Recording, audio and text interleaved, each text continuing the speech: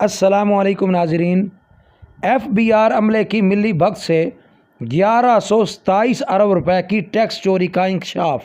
FBI directorate की general internal audit की report में बताया गया है कि मुल्क भर में 2015 से 2019 के दौरान 1127 अरब से ज़्यादा टैक्स चोरी की गई है, जबकि 1258 अरब की बजाय 131 अरब 91 करोड़ टैक्स वसूल किया गया है।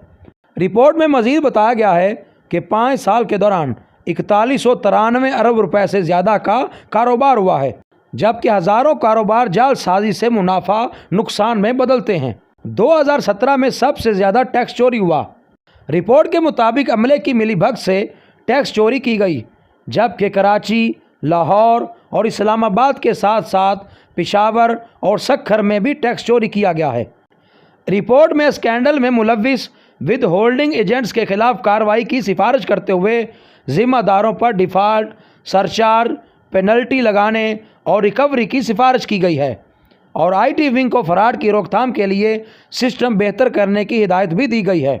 इसके अलावा FBI के झेली इदारे पराल से भी फ्रॉड और जालसाजी पर वजाहत तलब कर ली है और जिम्मेदारी का तयन करके इदारे के मुलाजमीन और सुपरवाइजर्स के खिलाफ सख्त कार्रवाई की सिफारिश की है।